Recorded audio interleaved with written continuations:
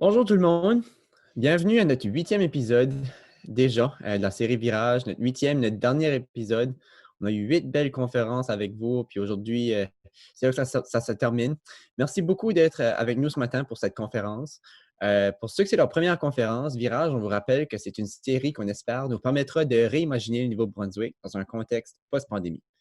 Au cours des dernières semaines, on a eu 7 conférences avec des enjeux précis au Nouveau-Brunswick avec 40 experts du domaine du côté francophone et anglophone. Vous avez été au-delà de 750 participants à participer aux conférences. On vous remercie pour ça. Ce matin, pour notre dernière conférence, on discute d'un sujet très important, puis je pense qu'il est très approprié, là, surtout dans un contexte post-pandémie. On discute de l'économie sociale. Plus précisément, quelles sont les possibilités et quelles pressions sommes-nous confrontés? Donc, je me présente, je m'appelle François Poirier. Je suis un étudiant en marketing à l'Université de Moncton. Je suis passionné de politique et du monde des affaires, donc c'est moi qui est le modérateur pour la série Virage du côté francophone. Je vous rappelle que Virage, c'est des conférences qui sont enregistrées puis qui seront disponibles pour revisionnement sur viragenb.ca. Si vous avez manqué nos premières conférences, on vous invite certainement d'aller les revisionner. Suite à la conférence d'aujourd'hui, on se dirige directement en studio avec Kodiak FM en collaboration avec l'Association des radios communautaires acadiennes du Nouveau-Brunswick pour l'enregistrement du balado Virage, reprise et réimagination au Nouveau-Brunswick qui sera animé par Anthony Hazard. Le but du balado, du podcast, c'est vraiment de creuser dans les détails de ce qui va être mentionné dans la présentation aujourd'hui. Le 1 heure qu'on va voir avec vous, il va passer extrêmement vite, je vous le dis. Donc, beaucoup du contenu euh, va être exploité en détail là, dans le balado.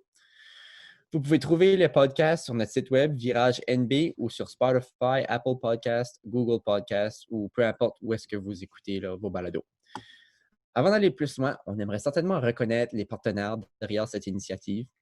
Le Conseil économique du Nouveau-Brunswick, le Conseil d'entreprise du Nouveau-Brunswick, le Canadian Manufacturers and Exporters, Tech Impact, le Conseil multiculturel du Nouveau-Brunswick, la Chambre des commerces de Moncton, Fredericton et Saint-Jean, la Chambre des commerces de l'Atlantique, le Pondish Pandy Center at the University of New Brunswick et nos partenaires au gouvernement du Nouveau-Brunswick et de la PECA. Donc, pour rendre la conférence un peu plus interactive, on a 2 petites questions pour vous là, qui devraient apparaître là, à votre écran sous peu. C'est un petit sondage qu'on vous invite à répondre, puis qu'on va discuter là, des résultats à la fin de la présentation avec nos panélistes. Donc, rapidement, pour vous mettre en contexte, avec la série Virage, on essaye non seulement de s'orienter s'orienter vers le changement, mais c'est aussi de comprendre un peu là, la situation actuelle de la province. Donc, pour structurer les conférences, le comité s'est vraiment basé sur les 4 nobles vérités. La première puis la deuxième, c'est surtout ce qui est abordé dans la présentation des panélistes. On cherche à savoir qu'est-ce que les problèmes ou les difficultés qui nous tirent vers l'arrière et qu'est-ce qui cause ces problèmes. Puis finalement, ce qu'on va essayer d'adresser par l'entremise des questions puis le dialogue avec le public, c'est qu'est-ce qui résout ces problèmes, puis comment on assure des actions et de l'engagement. Donc, finalement, comme je viens de le mentionner, on veut votre engagement. On vous encourage à participer. Dans le bas de votre écran, sur Zoom, vous allez voir en bas à droite, il y a une petite fonction, là, questions-réponses, Q&A. C'est là où vous allez être capable de poser vos questions. Nos panélistes vont faire leur possible pour leur répondre en temps réel, mais si jamais que vos questions ne sont pas répondues pendant la conférence, on les reprendra pendant le podcast. Donc, encore une fois, on travaille avec la technologie. Ça se peut toujours qu'il y ait des petits problèmes techniques. Si jamais il y a quoi que ce soit, restez avec nous, puis on va s'assurer de réparer ça dans les plus brefs délais. Donc, avec tout ça, ça me fait plaisir de vous présenter nos panélistes d'aujourd'hui. On commence avec une présentation de Richard Saillant. Richard, c'est un économiste et consultant en politique publique établi à Moncton. Richard est un ancien cadre du secteur public avec 20 années d'expérience dans les secteurs gouvernemental et académiques. Il a rédigé ou édité 4 livres, y compris Au bord du gouffre, Agir dès maintenant pour éviter la faillite du Nouveau-Brunswick, et 2 pays, le Canada à l'ère de grands déséquilibres démographiques. Donc, Richard, bienvenue à Virage. Merci, François. Est-ce que tu m'entends? Oui. Oui, très bien. Alors, je vais procéder immédiatement, si vous voulez, à la présentation. Merci à tous d'être là aujourd'hui. Ça me fait grand plaisir d'être parmi vous pour parler d'économie sociale. Aujourd'hui, là, je vais faire un partage d'écran, ça ne devrait pas prendre trop de temps. Mon objectif aujourd'hui va être un peu de démystifier le concept d'économie sociale et de vous en parler dans le cadre du Nouveau-Brunswick. Vous savez, souvent, l'économie sociale, si vous demandez à quelqu'un qu'est-ce que ça veut dire, vous allez avoir plusieurs réponses, hein. Certains individus vont vous dire, ah ben, on parle sans doute du secteur à but non lucratif, donc ce qu'on appelle les organismes sans but non lucratif ou OSBL pour faire court. D'autres individus vont parler de bénévolat. D'autres individus peut-être parleront du tissu associatif, donc les différents regroupements qu'on retrouve à travers la province pour faire avancer certaines causes, ou encore d'autres vous parleront peut-être des coopératives. Alors, la question, c'est est-ce que l'économie sociale englobe tout ça? Au sens large du terme, sans doute. Par contre, il faut noter que dans la littérature, on a établi quand même un certain sens de ce qu'on veut dire lorsqu'on parle d'économie sociale au sens, disons, si vous voulez, pas académique, mais au sens pour lequel on fait des travaux. Donc, ça va être important quand même de démystifier la chose un peu parce que sinon, on n'aura pas une bonne idée de qu'est-ce qu'on discute. Mais encore une fois, on peut parler au sens large de l'économie sociale telle que je l'ai entendu plus tôt, sans que ce soit un problème. Donc, je vais commencer, je me sens un peu philosophe aujourd'hui, je ne sais pas si c'est la fin de la session de la série Virage ou encore de l'été, mais je vais commencer par vous parler, remonter ni plus ni moins qu'à l'Antiquité pour vous parler d'économie sociale, parce que le mot économie sociale, jusqu'à, je vous dirais, la révolution industrielle et la révolution libérale en Angleterre, aurait été considéré comme un pléonasme, parce que l'économie, bien sûr, faisait partie de la société. L'économie était sociale.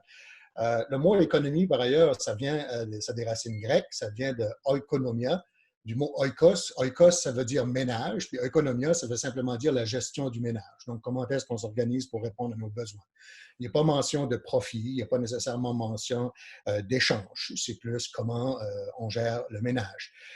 Et puis, je vous dirais, pendant le Moyen Âge, puis jusqu'à la Révolution industrielle et encore une fois, l'avènement du laisser-faire, du libéralisme, l'appât du gain et même n'était pas le motif central de l'économie. L'économie était profondément enracinée dans la société. Et puis, les deux grands principes, là, ce qu'on voit dans la littérature qui animaient l'économie, c'était un, le principe de réciprocité, et deux, le principe de redistribution. Donc, hormis des périodes de catastrophes, de désastres naturels, il n'y a personne qui crevait de faim dans ces économies-là parce qu'il y avait un principe de redistribution. Maintenant, comme à l'époque, le matérialisme n'était pas fondamentalement ce qui était la force motrice de l'économie. L'une des forces motrices de l'économie, par contre, c'était notre statut social, la façon dont on s'insère dans la société. Encore maintenant, on peut argumenter que le matérialisme est une façon d'acquérir un statut social et que d'avoir un yacht de 350 pieds n'a une utilité limitée, mais ça signale certaines choses apparemment. Donc, je m'excuse pour cette grande introduction-là, mais c'est important quand même de mentionner que ce n'est que récemment que l'on a tenté d'extraire l'économie du social et qu'on a une économie, pour certains, qui est essentiellement conduite par le profit et que lorsqu'on parle d'économie sociale, on parle, comme les Anglais disent, a third sector, l'économie marchande, le gouvernement et ensuite l'économie sociale. Pour utiliser un autre terme anglais, je trouve que c'est belittling, c'est réduire le rôle de l'économie sociale. Puis c'est un peu lui donner un caractère résiduel, ce qui, à mon sens, il n'a pas. Donc, c'est important de ne pas voir l'économie sociale comme étant le parent pauvre ou le cousin pauvre de l'économie marchande. Chacun a leur rôle et c'est ce qu'on va discuter aujourd'hui. Donc, il y a deux grands courants à l'économie sociale, si vous voulez. Le premier, c'est l'origine latine du terme, une origine plus française, plus hispanophone, mais aussi c'est enraciné au Québec. Et le deuxième, c'est une origine plus anglo-saxonne, pour utiliser un terme continental européen. Donc, on va commencer avec l'approche latine à l'économie sociale. Donc, l'approche latine a deux principaux éléments, deux grands principes. Le premier, c'est l'idée que c'est une gestion démocratique de l'entreprise. Donc, ce n'est pas celui qui a le plus grand nombre de parts qui mène le bal, c'est une gestion démocratique. Donc, tous les participants. Et l'autre principe essentiel, c'est la finalité sociale. Donc, le but de l'entreprise n'est pas de générer un profit pour ses actionnaires autant que de poursuivre un objectif social. Et dans l'approche latine, l'économie sociale est conçue comme un modèle de développement économique. Donc, ce n'est pas un rôle résiduel, ce n'est pas cantonné à une seule fin, par exemple, adresser la pauvreté ou des choses du genre. C'est vraiment un modèle plus global. On va utiliser la définition, utiliser ou réviser la définition québécoise d'économie sociale, parce que je pense que c'est d'ailleurs l'endroit qui est le plus proche de chez nous, mais aussi je pense que beaucoup de gens se reconnaîtront sans doute, surtout du côté francophone, dans cette définition-là. Donc, la définition québécoise, c'est l'ensemble des activités économiques à finalité sociale réalisées dans le cadre d'entreprises vendant ou échangeant des biens ou services conformément aux principes suivants. Donc, le mot économique, finalité sociale et entreprise sont importants ici. Premier principe, finalité sociale, donc répondre aux besoins de leurs membres ou de leur collectivité. Deuxième principe, autonomie, donc absence de contrôle décisionnel par les pouvoirs publics. Ça ici, c'est important parce que ça exclut, par exemple, les universités ou encore le secteur hospitalier qui, rappelons-le, n'est pas mené par des entreprises privées ni par le gouvernement directement, mais quand même, il y a un contrôle décisionnel ultime par les pouvoirs publics, donc on aurait tendance à exclure les hôpitaux et les universités. L'autre aspect qu'on a parlé déjà, c'est gouvernance démocratique par les membres. Quatrième aspect, un objectif de viabilité économique. Donc, l'idée n'est pas d'être constamment vivre de subventions. Il y a un objectif de viabilité économique dans l'économie sociale. Et ça nous rappelle l'aspect cadre, excusez-moi, l'aspect entreprise.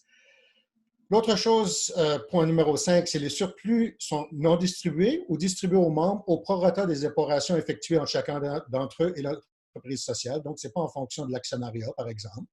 Et finalement, un dernier principe de l'économie sociale, selon la définition québécoise, c'est qu'en cas de dissolution, l'actif est transféré à une autre personne morale partageant des objectifs semblables. Donc, ce n'est pas vraiment on liquide, puis on donne à des actionnaires ou des créditeurs. Donc, en utilisant un peu le cadre juridique, si vous voulez, de l'économie sociale, ce qu'on peut voir, c'est qu'on peut essayer de voir qu'est-ce qui fait partie, qu'est-ce qui ne fait pas partie de l'économie sociale. Et on peut aussi voir les différents types que l'on retrouve. Donc, le requérant résiduel, ça, c'est qui peut avoir, en anglais, on dit a claim, donc un titre sur l'entreprise. Donc, et les profits ou les surplus générés par l'entreprise. Donc, s'il y a un requérant résiduel, on peut parler, par exemple, on peut se poser la question suivante. À quel sociétaire les excédents sont-ils distribués? Si c'est une coopérative d'investisseurs, ça ne fait pas partie de l'économie sociale, parce que là, encore une fois, c'est un objectif d'investissement. Par contre, si c'est une coopérative, par exemple, de consommateurs, des mutuelles, ça fait partie de l'économie sociale, des coopératives de travail, ça fait partie de l'économie sociale, coopératives de producteurs peuvent faire partie de l'économie sociale, et aussi des associations coopératives à but non lucratif peuvent faire aussi partie de l'économie sociale. Enfin, pas enfin, mais il y a l'approche, d'autre part, il y a l'approche de l'économie sociale anglo-saxonne. Puis celle-ci, je vous dirais pour l'instant, prime sur l'approche latine au Nouveau-Brunswick. Définissons-la rapidement. Dans l'approche anglo-saxonne, c'est beaucoup plus informel, si vous voulez. Il y a un grand principe, c'est la finalité sociale. On parle d'une entreprise d'économie sociale lorsque le but est autre chose que le profit. Parfois, il y a un principe secondaire occasionnel qui est l'absence de requérants résiduels, donc on parle du secteur de non-profit. La gestion démocratique n'a pas une importance centrale dans l'approche anglo-saxonne. Donc, des entreprises privées peuvent être qualifiées d'entreprises sociales si elles poursuivent un but, une finalité sociale quelconque. Les entreprises sociales ne sont pas définies juridiquement de façon particulière, mais il existe des organismes de certification privés. Donc, il y a des organismes qui vont vous dire que c'est des organismes d'économie sociale. Enfin, c'est surtout vu comme un outil pour lutter contre la pauvreté. Donc, des exemples, c'est Big Society et les entreprises sociales dans le Canada hors Québec, y compris le Nouveau-Brunswick. On va en parler justement parce qu'on va se tourner vers l'économie sociale au Nouveau-Brunswick. Dans l'approche principale du Nouveau-Brunswick, comme on l'a dit, c'est surtout une approche anglo-saxonne. Donc, les entreprises sont des entreprises. Quand je dis approche principale du Nouveau-Brunswick, je parle de l'approche qui a été adoptée par les pouvoirs publics et qui semble faire l'objet des stratégies publiques. Donc, les entreprises sociales sont des entreprises ou des organismes avec ou sans but lucratif, coopératives, organisations syndicales qui sont en affaires dans le but d'avoir un impact économique et social dans la communauté. Au Nouveau-Brunswick, les entreprises sociales sont surtout vues, comme on l'a dit, comme des alliés dans la lutte contre la pauvreté. Donc, on parle, par exemple, l'initiative clé, qui devrait être au pluriel, Social Enterprise Hub à Saint-Jean, Community Accelerator, Hub Fund, Moncton. Donc, c'est le genre d'entreprise qui vise à permettre aux gens de sortir de la pauvreté. Là, on a parlé de l'approche un peu formelle, l'approche des pouvoirs publics, ça qui a été l'objet de stratégies plus globales de la part des pouvoirs publics. Mais dans la réalité, l'économie sociale, entendue au sens latin, si vous voulez, existe au Nouveau-Brunswick. Malgré une approche officielle surtout calquée sur le modèle anglo-saxon, le Nouveau-Brunswick, particulièrement les collectivités francophones, et on va le voir avec la présentation de M. Henry, possède une riche tradition et un bel éventail d'entreprises et d'organismes d'économie sociale. Il est difficile de mesurer avec précision la taille de l'économie sociale, mais le nombre d'entreprises excède aisément le cap du millier, œuvrant dans des domaines aussi divers que le logement, les sociétés culturelles, la santé, services sociaux communautaires, le développement socio-économique, l'environnement, services d'alimentation, l'intégration des nouveaux arrivants, etc. Donc, pour mesurer l'impact et les domaines d'activité, qu'est-ce que font les entreprises dans l'économie sociale, on peut regarder, par exemple, les principaux domaines d'activité. On voit ici, c'est un document j'ai tiré ça d'un document de M. André Leclerc et d'autres auteurs. La mission sociale est d'abord et avant tout, comme on parlait, l'alléviation de la pauvreté, mais d'autres objectifs, intégration des immigrants, etc. Et la principale domaine d'activité, mais aussi des missions culturelles, des missions environnementales, il y a d'autres missions, donc c'est très divers. Et bien sûr, le développement de l'emploi, la formation et services de placement, ça montre aussi l'aspect insertion sur le marché du travail et lutte contre la pauvreté. L'échelle des activités, on voit que ça se fait à plusieurs échelles, que le voisinage, dans 50% des cas, donc ça, c'était pas un questionnaire qui disait de choisir seulement une échelle. S'il y a plusieurs échelles, vous pouvez le montrer, mais 50% se concentrait surtout le voisinage, collectivités locales, cités, villes, régions, mais il y avait aussi des organismes nationaux et internationaux qui œuvrent au sein du Nouveau-Brunswick. Dernière diapositive avant de passer à la question pour discussion. On essaie de mesurer la part de l'économie par secteur. Et puis, si on regarde le graphique que vous voyez là, on voit que la contribution de l'économie sociale excède de loin excusez-moi. Je vais commencer en disant que la contribution de l'économie sociale excède de loin sa contribution à la taille de l'économie, mais sa contribution est loin d'être négligeable. Et ce que vous voyez là à l'écran, c'est une façon de mesurer l'économie sociale. Elle n'est pas parfaite, mais essentiellement, elle vous dit qu'au Nouveau-Brunswick, environ 10% du PIB sont des entreprises à but non lucratif qui sont au service des ménages. Et là, ça inclut beaucoup d'entreprises de l'économie sociale. Par contre, dans le secteur privé, il y a certaines entreprises qui peuvent être considérées comme des entreprises d'économie sociale. Par exemple, je soupçonne que les caisses populaires sont incluses dans le secteur des entreprises, mais ça fait partie de l'économie sociale également. Donc, au total, il se peut que l'économie sociale soit même plus importante que 10% au sein de l'économie, mais il faudrait faire une analyse beaucoup plus détaillée. Donc, ce n'est pas négligeable et c'est très important, non seulement au niveau de la contribution à l'économie, mais aussi au niveau de la contribution du bien-être économique du Nouveau-Brunswick. Pour quitter, ou pour terminer, j'aimerais peut-être vous laisser avec 3 questions centrales pour alimenter la discussion. La première question, bien sûr, c'est que le Nouveau-Brunswick, pour l'instant, c'est surtout inspiré de l'approche, je dirais, anglo-saxonne. Est-ce qu'on devrait s'inspirer davantage de l'approche latine dans notre conception du rôle de l'économie sociale de notre société et, en conséquence, avoir des politiques publiques qui englobent cette conception-là? Deuxième question, c'est comment devrait-on favoriser l'essor de l'économie sociale tout en s'assurant que les pouvoirs publics n'esquivent pas leurs responsabilités en matière de programmes sociaux? Parce que souvent, on a tendance à dire, on va se reposer sur l'économie sociale pour faire face à certains défis sociaux, mais parfois, c'est un peu une tentative d'esquiver nos responsabilités dans le côté du secteur public. Ce n'est pas la façon de bâtir l'économie sociale, bien sûr. Ça doit se faire en partenariat et de considérer aussi le rôle des pouvoirs publics dans les besoins sociaux également. Donc, la question, comment repenser le rôle de l'économie sociale globalement au sein de notre société? Et enfin, une autre question que nos panélistes et que les gens qui participent à la discussion pourraient vouloir se poser, c'est quelle occasion présente la crise de la COVID pour l'économie sociale? Je pense qu'il y en a plusieurs, mais je vais laisser les gens discuter ça également dans le cadre de la discussion d'aujourd'hui.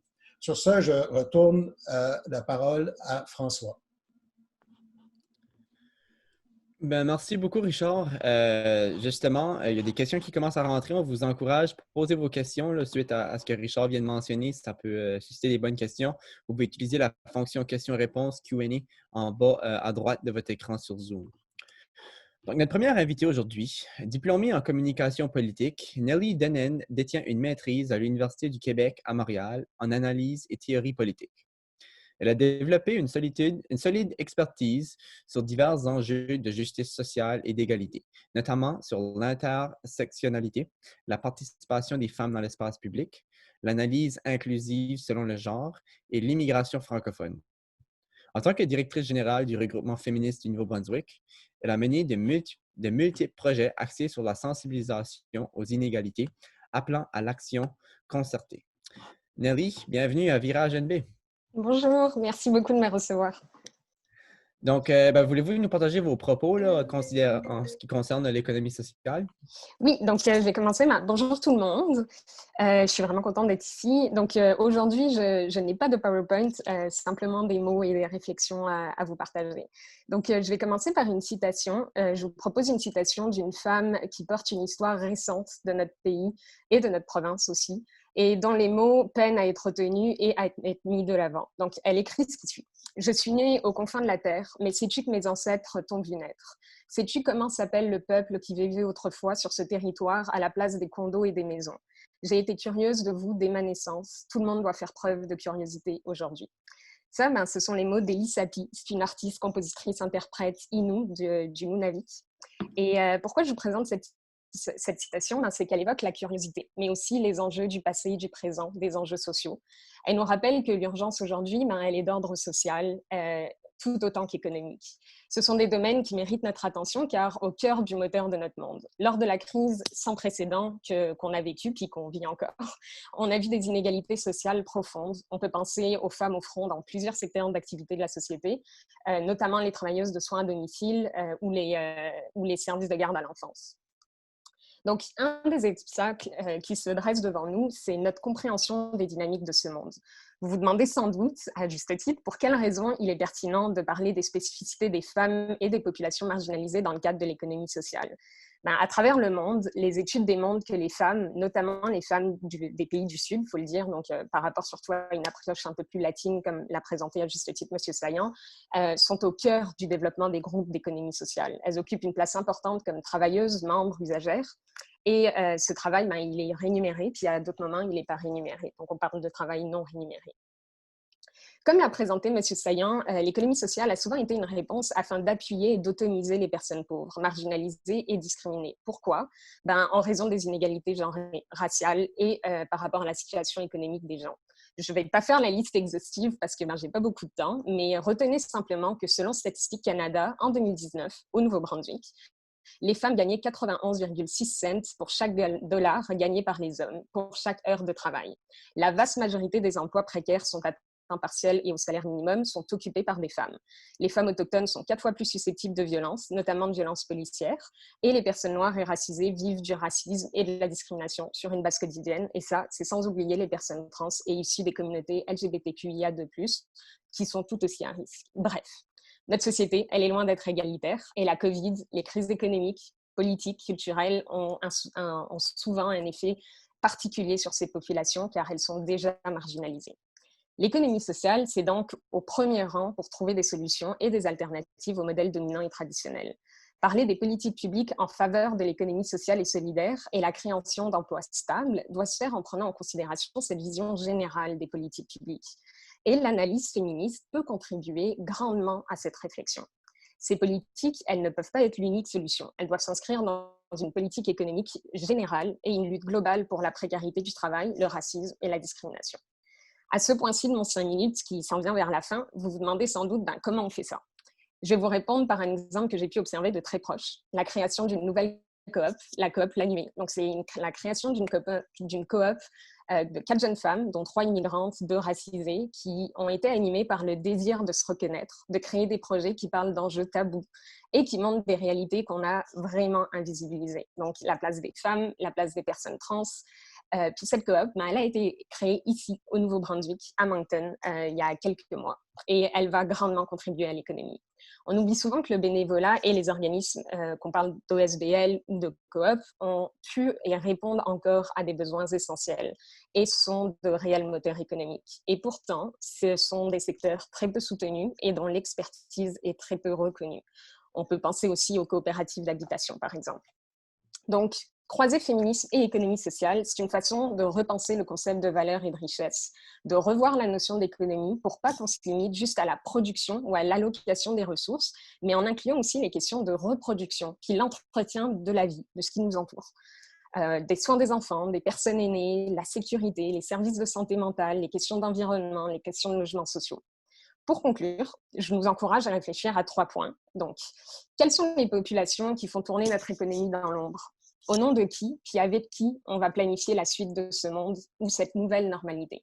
Dans cette nouvelle normalité, est-ce qu'on va penser à l'autonomie financière et à la sécurité financière des plus marginaux? Puis l'économie sociale est-elle reconnue à sa juste valeur? Donc, est-ce que l'économie sociale, au final, est un secteur de seconde zone, tout juste bon à penser les dérives d'une économie néolibérale qu'on voit qui commence à craquer, ou à pallier les manques d'un service public qui est parfois inexistant dans certains domaines. Donc, ça rejoint les questions de M. Rossagnan, puis je me réjouis d'en discuter avec vous. Madame Denel, merci beaucoup pour ça. Je pense que, justement, encore une fois, ça suscite des questions. N'hésitez pas à poser vos questions. Vraiment, là, qu'est-ce qui est vos réalités? Qu'est-ce qui pourrait être amélioré? On veut vous entendre. Donc, c'est la fonction question-réponse en bas de l'écran que je vous encourage d'utiliser. Donc, notre dernier invité aujourd'hui, M. Marc-Henri, gère le développement, l'administration et assure le bon fonctionnement de la CDR Acadie. Titulaire d'un baccalauréat en administration des affaires de l'Université de Moncton, ainsi qu'une maîtrise en gestion des coopératives et développement des collectivités de l'Université de Sherbrooke, il s'avère bien outillé en animation communautaire. De plus, il est spécialisé dans le secteur de la gouvernance, des plans financiers et de l'éducation coopérative. Il a aidé à la croissance de plus de 30 organisations et coopératives. M. Henry possède 15 ans d'expérience dans le développement économique communautaire. Reconnu pour son dévouement et son engagement dans différents dossiers communautaires importants, car il croit au développement intégral des communautés et des régions du Nouveau-Brunswick. Monsieur Henry, bienvenue à Virage NB. Bonjour François, puis merci beaucoup de l'invitation. Je pense que c'est un réel plaisir de pouvoir participer avec un panel si éclairé. Puis je vais commencer tout de suite par peut-être partager mon écran pour ajouter un petit peu d'image à qu'est-ce que je voulais parler. 5 minutes, c'est pas beaucoup, mais j'étais hâte moi-même d'aborder le panel par la suite. Nous autres, on suit évidemment beaucoup la philosophie plus de qu'est-ce que la définition latine de l'économie sociale. C'est-à-dire que chez nous, à la Coop de développement régional, on est très entreprise sociale. Des entreprises, dans le fond, qui sont redevables à une collectivité. De l'entrepreneuriat qui est collectif et non pas individuel ou orienté vers l'actionnariat, comme que M. Saillant vient de dire. Je ne veux pas trop parler de nous, mais j'en profiterai quand même pour dire que la Coop de développement régional Acadie, qui est maintenant une organisation atlantique, et on regroupe dans le fond nombreuses entreprises sociales francophones, ou en tout cas à vocation de vouloir avoir un impact sur la communauté francophone au Canada Atlantique. Et puis, on privilégie énormément le modèle coop, le modèle coopératif, parce qu'on pense que c'est vraiment une des meilleures formes d'entreprise sociale qui existe à ce jour, qui est prouvée, qui est testée, qui a une loi qui l'encadre, etc. Donc, je vous dirais que pour moi, qu'est-ce qui est fondamental, puis qu'est-ce qui est fondamental pour le reste de notre équipe à CDR Acadie chaque jour lorsqu'on se lève, c'est de changer le monde dans le sens que notre monde de demain, on aimerait que ce soit un monde qui est où il fait plus beau à vivre, où les relations entre société et individus dans les sociétés sont plus cordiales et où la richesse est beaucoup mieux distribuée qu'est-ce qu'on voit aujourd'hui, incluant la gestion de toutes nos ressources naturelles, etc. Donc, effectivement, je parle ici du développement durable. C'est un concept qui maintenant devrait être vieux, malheureusement, dans beaucoup de pratiques entrepreneuriales, surtout dans le secteur, qu'est-ce qu'on appelle traditionnellement privé.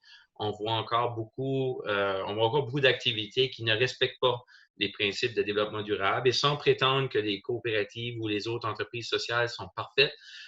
Ils ont une composante fondamentale qui les différencie des autres, qui les rend beaucoup plus humaines que toutes les autres entreprises. Et donc, c'est sur ça que je voulais peut-être revenir. Richard a donné une explication de différentes coops, mais j'aime toujours de prendre la peine d'expliquer pourquoi qu'une coop ou une autre entreprise sociale est si différente.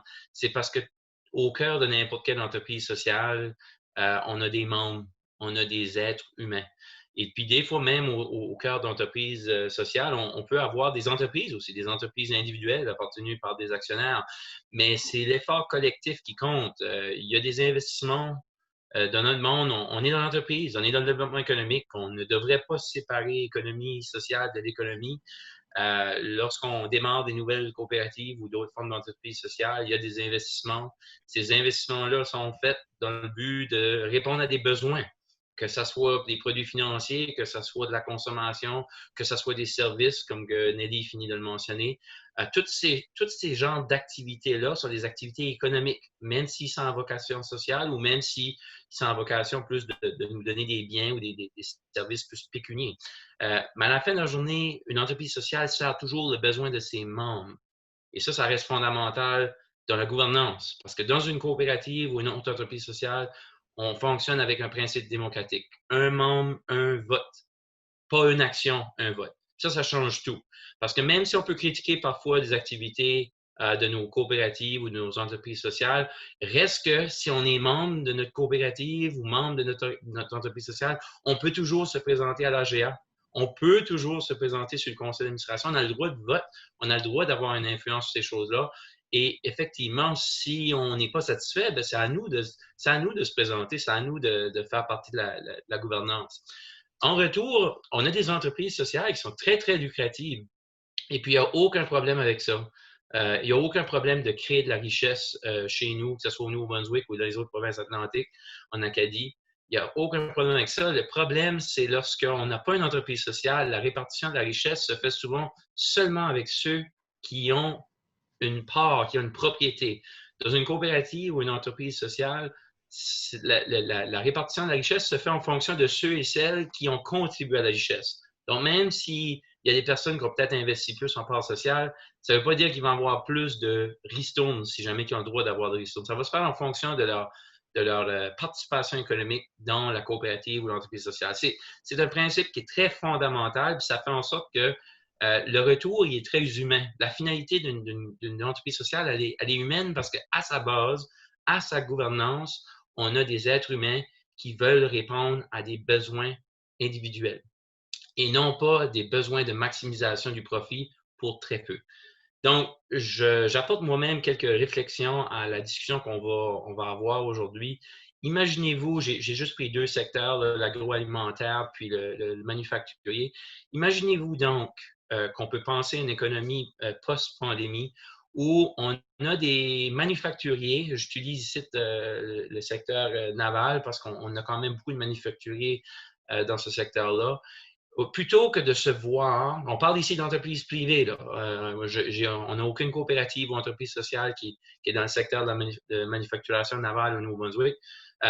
Imaginez-vous donc que des entreprises privées qui présentement se font compétition travailleraient ensemble dans le but d'automatiser davantage, dans le but d'investir collectivement, dans le but de peut-être même centraliser certaines opérations pour créer davantage de richesses, pour peut-être exporter davantage. Je reviens avec l'agroalimentaire qui, selon moi, présente un des secteurs les plus, avec le plus de potentiel. Imaginez-vous donc, j'ai pris la canneberge parce que chez nous, dans la région de Kent, je sais qu'il y a beaucoup de producteurs de canneberge. Imaginez-vous donc que tous ces producteurs privés-là travailleraient ensemble ou créeraient une organisation collective dans le but de faire la transformation de leur canneberge, de transformer ça, de faire de la valeur ajoutée, de créer d'autres richesses qui, cette richesse-là, par la suite, sera ensuite distribuée aux producteurs de canneberge individuels qui sont propriétaires d'une entreprise sociale qui fait la transformation, qui fait la création de la richesse. On pourrait dire la même chose pour le secteur des pêches, on pourrait dire la même chose pour tous les secteurs du Nouveau-Brunswick. Il n'y a pas aucune entreprise aujourd'hui, au sens du terme, qui ne peut pas devenir une entreprise sociale. Et même des entreprises publiques comme Alcool Nouveau-Brunswick ou Énergie Nouveau-Brunswick. Si on voudrait aller très loin, on pourrait aller dans cette réflexion-là. Une autre chose que je pense qui est importante, c'est que, puis j'ai parlé d'Énergie Nouveau-Brunswick sans vouloir les critiquer, je pense qu'on a énormément de potentiel, Nouveau-Brunswick, nos communautés, d'être beaucoup plus résilientes, autonomes et de développer de nouvelles entreprises, de développer des choses avec des ressources naturelles qu'on a ici. J'aurais dû inclure la biomasse dans l'équation. On a du potentiel marémotrice dans notre province, on a du potentiel éolien énorme et on a du potentiel solaire énorme. Ce sont des nouvelles façons durables de faire de l'électricité, de développer l'énergie. On aurait le moyen collectif d'investir dans ces ressources-là et puis de se nourrir d'électricité durable, d'électricité, dans le fond, non polluante. C'est toutes des formules où ce que l'entreprise sociale, selon moi, peut mieux répondre à nos besoins individuels et collectifs dans notre province. Puis je pense qu'on a beaucoup de choses à y réfléchir. Moi, qu'est-ce que je vous encourage dans la réflexion à nous apporter, c'est pensant à changer les paradigmes. On sait que l'économie dominante, le modèle dominant, c'est la société à capital action, c'est la maximisation du profit. Moi, je ne dis pas qu'on doit exclure cela. Je pense que ça fait partie de l'équation d'un écosystème économique fort. Toutefois, je pense qu'on a l'intérêt à avoir entre nos entreprises privées beaucoup plus de collaboration, d'intercoopération. Un principe qui se fait déjà dans l'économie sociale. On a très peu de programmes d'incubation, d'accélération au Nouveau-Brunswick pour l'entrepreneuriat global francophone. On a à peu près on a peut-être 16 activités d'incubation, accélération qui se font dans toute la province du Nouveau-Brunswick. Malheureusement, il y en a juste une ou deux qui se font en français. Nous autres, on fait partie de ça avec l'accélération au niveau des entreprises sociales, mais on a très peu. Puis malheureusement, on n'a aucune stratégie provinciale de l'économie sociale. On devrait s'inspirer énormément du Québec, du chantier d'économie sociale, parce que les autres, ils sont en train de développer, puis ils croient, puis ils sont en train de créer beaucoup de richesses, puis cette richesse-là, elle est collective. Je pense que Nelly nous a posé des questions qui sont fondamentales par rapport à l'aspect social du gouvernement, de la société. Puis, je pense que c'est important de peut-être repenser. C'est peut-être important de repenser à un programme de chance égale pour tous, version 2.0, par exemple. On est dans une société qui est très différente de celle de 1960. On a beaucoup de choses, on a beaucoup d'inégalités au Nouveau-Brunswick. Et puis, peut-être que l'État peut faire sa job de redistribuer la richesse, mais n'est peut-être pas le meilleur gestionnaire de programmes de livraison et aussi d'innovation sociale sur le terrain. Moi, je pense que le gouvernement provincial peut décentraliser beaucoup de son développement économique aux régions. Puis on va peut-être beaucoup mieux répondre à cette question philosophique-là de Richard Saillon, qui est comment est-ce qu'on peut mieux s'occuper de nos ménages. Dernier, mais non le moindre, je pense qu'il faut certainement décentraliser. Il faut décentraliser l'aspect du développement social à la province du Nouveau-Brunswick. On a très peu d'innovation qui se passe au niveau de développement social. Je ne veux pas dire qu'il n'y en a pas, il y en a, mais dans la plupart des cas, c'est les communautés locales qui ont beaucoup plus de solutions pour réduire la pauvreté, pour réduire les inégalités. Et je pense que l'économie sociale apporte beaucoup plus d'innovation que l'État centralisé avec des fonctionnaires qui doivent répondre à beaucoup plus de politiques et de procédures. Dernièrement, on ne peut pas développer des économies sociales, des économies, des entreprises collectives dans nos collectivités si on n'a pas des gouvernements locaux forts, flexibles, viables, efficaces et proactifs. Et malheureusement, la province du Nouveau-Brunswick, surtout les communautés francophones, auraient beaucoup de potentiel à développer des entreprises sociales. La culture est déjà là. On a déjà un côté associatif qui est très fort. Malheureusement, l'Acadie du Nouveau-Brunswick, on a très peu de gouvernements locaux forts. Et même si on a des gouvernements locaux, ça ne veut pas dire qu'ils sont viables, ça ne veut pas dire qu'ils ont les moyens, ça ne veut pas dire nécessairement qu'ils sont efficaces. Et donc, ils ne peuvent pas être proactifs et jouer un rôle dans le développement de l'économie locale et l'économie sociale. Donc, je pense que c'est des choses que j'aurai plaisir de discuter avec vous davantage lors du panel. Alors voilà, François, merci beaucoup.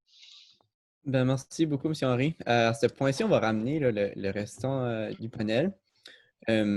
Justement, pour poursuivre avec ce que vous disiez, M. Henry, on a une question ici, je pense, qui pourrait être pas mal intéressante. Comment expliquer le fait qu'il n'y a aucune structure formelle, comme le chantier de l'économie sociale au Québec, afin de soutenir l'économie sociale au Nouveau-Brunswick? Le fait qu'on n'a pas de structure, qu'est-ce que l'impact que ça a sur notre province, justement, Marc, on peut continuer avec vous? C'est une excellente question parce que on était jusqu'à un an parmi les 2 seules provinces au Canada qui n'avaient pas de stratégie pour l'économie sociale. Puis là, l'île du Prince-Édouard finit d'en adopter une durant la dernière année. Donc, on est la seule province au Canada qui n'en a pas. C'est quoi les conséquences de tout ça? C'est que dans le fond, on est très désaligné avec les orientations globales du gouvernement provincial. Puis le gouvernement provincial n'est pas un partenaire permanent, efficace et optimal dans le soutien et le développement de l'économie sociale. C'est-à-dire que c'est un peu une économie qui est parsemée ici et là, qui est très déconnectée, qui ne peut pas s'assurer sur un soutien financier dans certaines parties de ce secteur-là, parce que l'État ne peut pas se déresponsabiliser de financer certaines activités qui ne sont pas rentables. Et puis, qu'est-ce qui arrive, c'est que des personnes comme moi-même qui œuvrent dans le développement économique communautaire, des personnes comme Nelly qui sont très actives dans le milieu associatif, chaque année, on ne peut pas se fier à un financement qui est stable, qui est planifié, qui mesure des résultats, si vous voulez. Et donc, la plupart des entreprises d'économie sociale qui ont une vocation un peu plus sociale, un peu plus communautaire qu'économique, les gestionnaires passent 80% de leur temps à essayer de planifier des budgets et aller chercher du financement. Et ça, c'est très inefficace. Et je pense qu'on a un ingénieur en chef tout de suite à notre province, qui est premier ministre. Je pense qu'il devrait comprendre que si on pourrait avoir une meilleure stabilité là, juste au niveau de la planification, les gestionnaires des différentes entreprises sociales, et surtout à vocation plus sociale, communautaire, pourraient être beaucoup plus efficaces dans la livraison de services, beaucoup plus efficaces dans l'innovation et on serait beaucoup plus optimal, dans le fond, dans les résultats qu'on obtient dans nos communautés. Nelly, Richard, vous voulez ajouter quelque chose là-dessus? Là? Est-ce qu'il y a une manière, comment est-ce qu'on construit une stratégie comme ça? Si je peux me permettre, pour rebondir sur ce que Marc dit, je pense que définitivement, il a très bien expliqué la raison. Il y a aussi un manque de vision, puis on le voit là, dans la crise actuelle où, au final, quand on est en situation de crise, on voit la pertinence d'explorer les alternatives. Puis notre conversation en témoigne. On est très porté pour rendre un peu les lettres de noblesse à des stratégies, puis on parle d'innovation sociale, mais au final, puis on l'a vu dans la présentation de M. Saillant, on est loin de la nouveauté. Ce sont des modèles qui existent depuis longtemps et pourtant qui peinent à s'imposer comme étant des modèles qui pourraient définitivement jouer un rôle beaucoup plus grand. Fait que je pense aussi que c'est lié à la vision qui, comme de fait, avec un système politique où à chaque 4 ans, on a de l'instabilité, ça rend cette vision-là très compliquée. Puis ce que j'ajouterais comme autre élément, c'est que j'ai l'impression aussi que on a de la difficulté à penser en termes global. Donc, soit on pense beaucoup par secteur, puis ça crée des silos. Les silos, ça fait en sorte qu'on s'éparpille, puis comme je lis la question, d'avoir un chantier, ça permettrait justement de réunir ces silos-là et d'en faire vraiment là, des politiques. Donc, on ne serait pas dans du jeu de changement là, politiquement à chaque 4 ans, on serait dans une plus grande stabilité. Tout à fait d'accord. De mon côté, je vous dirais que le défi central pour la province de Nouveau-Brunswick, puis c'est un défi qui est unique, ça va être de rallier les deux grandes cultures parce qu'on a une tradition plus anglo-saxonne qui est dominante. Mais on peut le voir comme la tradition anglo-saxonne comme étant un sous-ensemble de la tradition latine, d'une part, et d'autre part, c'est une occasion de dialogue très importante. Donc, je pense qu'un chantier comme celui-là pourrait essentiellement être prometteur dans l'après-COVID parce que justement, ce serait un point de ralliement qui pourrait nous unir et espérons entamer un dialogue. Mais encore une fois, il y a un défi que je ne nie pas, là, qui est un défi culturel ici. Merci beaucoup. La ruralité, est-ce que c'est une force ou une faiblesse pour l'économie sociale? Marc, là, je vous donne un premier tour de parole. Moi, je pense que c'est une question qui ne se répond pas avec un oui ou un non. C'est beaucoup plus complexe que oui, c'est une force ou non, c'est une faiblesse. Mais je pense que je dirais ceci. La ruralité nous donne probablement les meilleurs exemples du côté associatif de notre société. C'est-à-dire que dans la ruralité, on retrouve beaucoup plus de bénévolat et beaucoup plus d'associations par capita pour répondre à des besoins, que ce soit des besoins culturels, sociaux, etc., dans chacune des localités. Et qu'est-ce qui se passe? C'est qu'on a déjà cette culture-là de l'entraide, de la solidarité, du travail ensemble, parce que sinon souvent, on n'a pas d'autres institutions, on n'a pas d'autres organisations qui vont faire le même genre de travail. Moi, je viens du rural, je reste dans le rural. Il y a beaucoup de PIB qui se créent dans nos communautés rurales sans même qu'on le sache. Je pense juste, par exemple, à 95% des pompiers au Nouveau-Brunswick sont des bénévoles. J'ai bien dit des bénévoles. Ils sont des professionnels, ils doivent être formés eux autres aussi. Ce sont des bénévoles. Si on calculerait le PIB par le volontariat, dans le fond, ça serait très élevé. Il y a beaucoup d'organisations, des organisations charitables, des organisations qui essayent d'aider la pauvreté. Et donc, est-ce que le rural, c'est une force? Je vous dirais que puisque la culture est déjà là, puisque aussi qu'il n'y a pas beaucoup d'entreprises qui vont, comment est-ce que je dirais ça? Des entreprises qui peuvent peut-être aller facilement chercher une rentabilité de certains services. L'économie sociale va être beaucoup plus pertinente et beaucoup plus nécessaire dans les communautés rurales. Je terminerai avec ça en voulant dire que dans la plupart des communautés rurales, si on mesure tout de suite que dans notre communauté, on a un magasin ou un dépanneur qui reste, je vous dis tout de suite de garder un bon œil pendant les 5-10 prochaines années, puisque ce secteur-là, c'est un secteur avec très peu de marge bénéficiaire brute. Et donc, la plupart de ces entreprises-là ne sont pas très, très rentables, pour même dire des fois sont déficitaires. Et puis, si la collectivité, si la municipalité, la communauté veut préserver ses services, veut garder les services de proximité, elle a grand intérêt à, dans le fond, créer une entreprise sociale pour maintenir ça.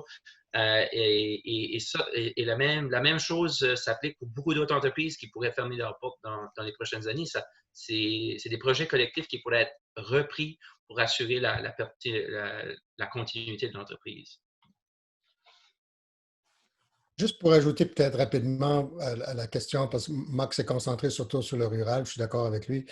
En milieu urbain, par contre, il y a des forces également parce que c'est beaucoup plus facile. C'est beaucoup plus facile d'avoir une masse critique pour certains services de nature sociale. Donc, il y a des forces là également. Et puis, justement, ça nous apporte peut-être dans certains dossiers, par exemple, tout ce qui est le multiculturalisme, essayer d'avoir des services pour mieux accueillir les immigrants et tout ça. Je pense que l'aspect urbain est sans doute une force. Donc, ça dépend de quel aspect de l'économie sociale on parle. Justement, Richard, pour poursuivre avec vous, là, on entend de vos propos là, que le logement au Nouveau-Brunswick, ça peut être un problème économique. Là. En sortant de cette pandémie, est-ce qu'il y a quelque chose qui pourrait être fait là, concernant cet enjeu? Oui, ben moi, justement, une des choses, la question finale que j'avais posée dans ma présentation, c'était comment la COVID pouvait présenter des occasions. Dans le domaine du logement, c'est non seulement une occasion, mais c'est un impératif pour travailler ensemble. Parce qu'il y a deux choses dans le domaine du logement qui sont fondamentales.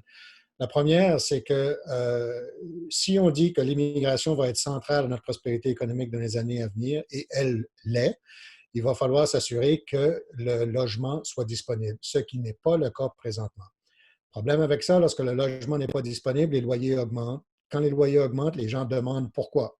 Certains individus vont être enclins à trouver des coupables, puis ce n'est pas la bonne façon de créer un climat propice. Deuxième aspect, c'est qu'il n'y a pas tellement d'entrepreneurs qui sont capables d'étendre leur activité parce qu'on est dans un contexte de main-d'œuvre qui se fait rare. Donc, certains entrepreneurs, sans doute, vont aller dans les endroits qui sont les plus lucratifs, que ce soit les condos pour personnes âgées, que ce soit les maisons individuelles, etc., etc. Je ne connais pas le secteur à fond, mais je suis convaincu que les incitatifs de marché fonctionnent, qui fait que certains secteurs, par exemple le logement abordable, sont peut-être négligés. Alors, si l'immigration est centrale à notre prospérité économique, tous les partenaires devraient travailler avec les coopératives de logement, travailler avec le secteur de l'économie sociale et on devrait mettre les ressources qui sont nécessaires, y compris dans les organismes de développement économique. Je m'arrête là. Je donne un exemple de l'APECA. Si le mandat de l'APECA est d'assurer la croissance économique du Canada atlantique et si l'immigration devient centrale à la prospérité économique de la région, donc, est-ce que l'APECA devrait être dans le domaine du logement abordable? Si vous me posez la question à moi, je dirais oui, s'il n'y a pas d'autres joueurs qui se présentent. Ben, si je peux ajouter là-dessus, ben, je pense que c'est fondamental. Puis je pense que l'exemple du logement montre à quel point on a souvent l'impression que ce genre de thématique ne concerne pas le discours de l'économie. On les voit vraiment comme des enjeux sociaux au final. Mais dans ce que vous venez de dire, on voit clairement que c'est un enjeu qui touche tout aussi l'économie, puis que si on ne s'en pose pas, puis je pense que la question de l'immigration est particulièrement intéressante parce qu'on n'arrête pas d'en parler, puis on oublie qu'on n'a pas assez d'infrastructures sociales. Puis ça, de ce que je vois, on le retrouve tant au milieu urbain qu'en milieu rural. Ce manque de filet social pour accueillir les immigrants et les immigrantes, pour faire en sorte qu'on ait des services de garde accessibles, c'est pas le cas du tout en province. On a un système qui est à la croisée des chemins quand on parle des services de garde. Quand on parle du logement, c'est pareil.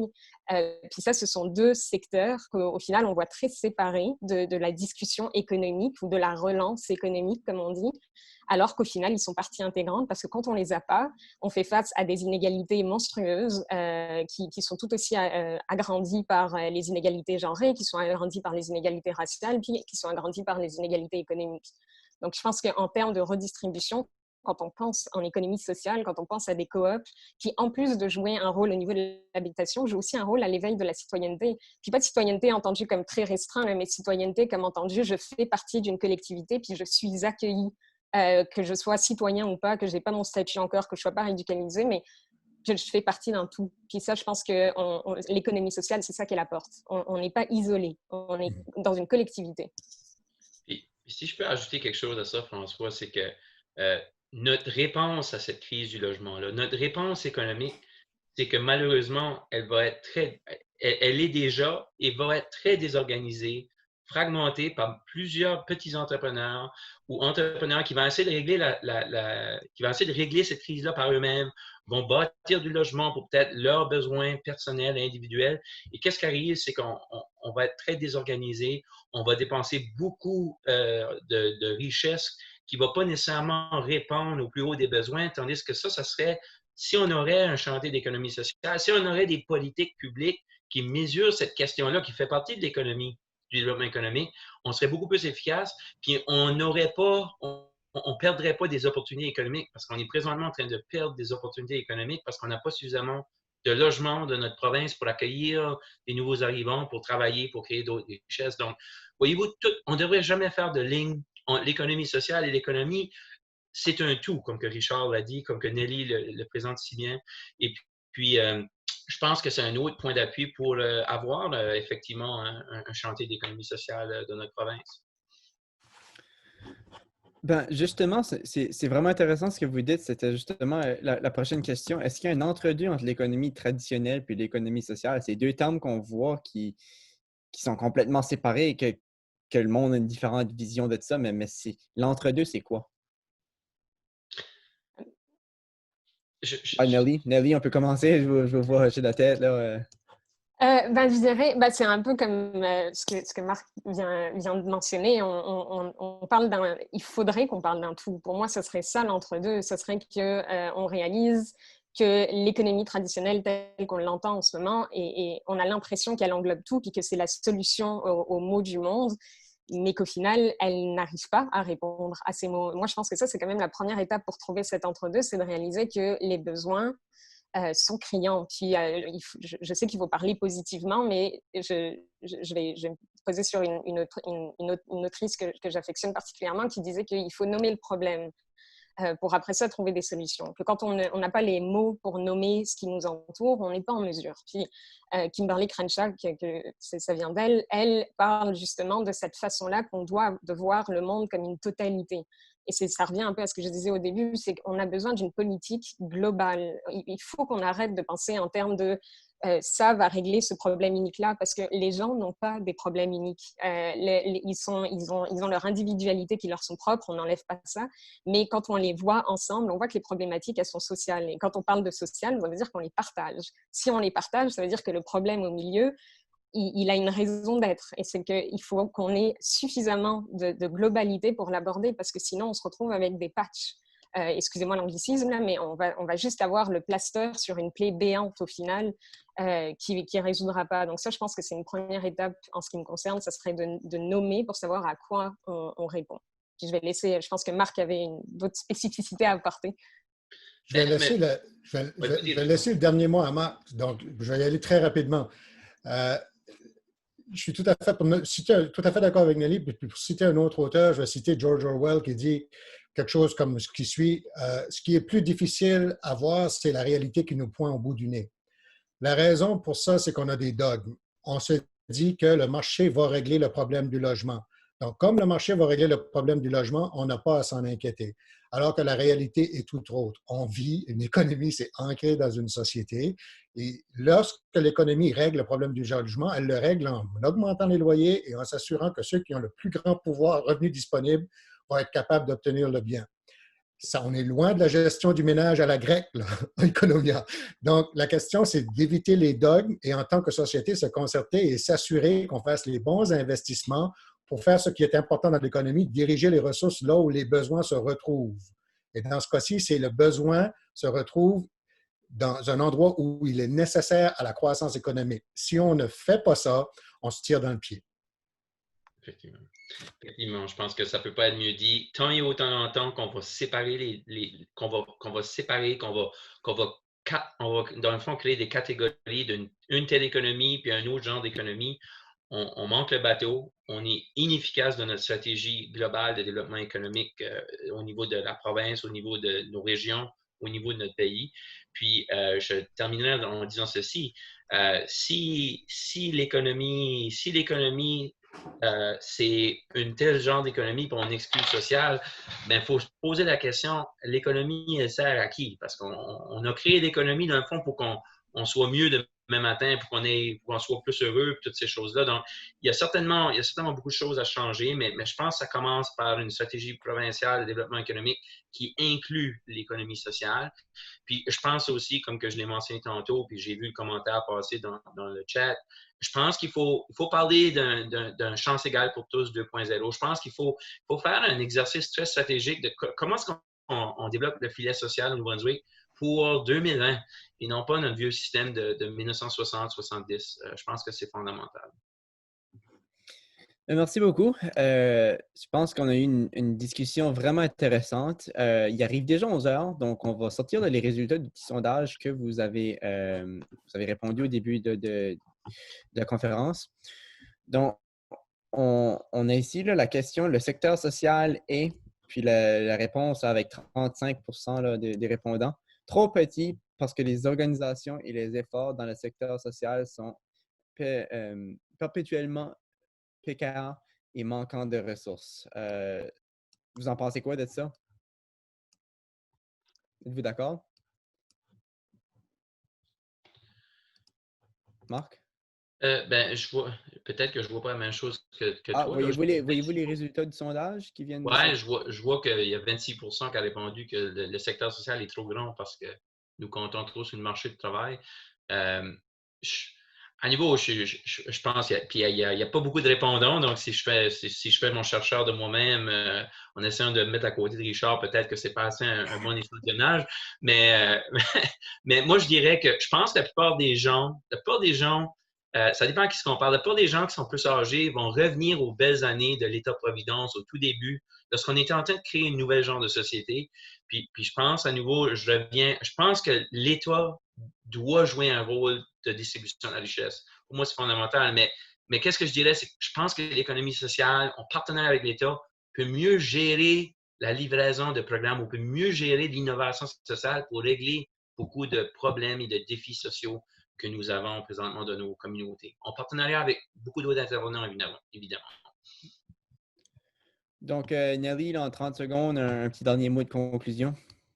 Ben, je pense qu'on a une occasion en or en ce moment, puis c'est étrange à dire dans le contexte actuel parce que c'est vraiment, on a vécu des inégalités affreuses, mais on a une occasion à saisir d'arrêter de fonctionner à chaque cycle électoral, puis de se demander quel genre de société on veut, puis dans quel genre de société on veut vivre. Et on a aussi une excellente occasion de se demander qui est autour de la table pour créer cette nouvelle normalité dont on parle tant.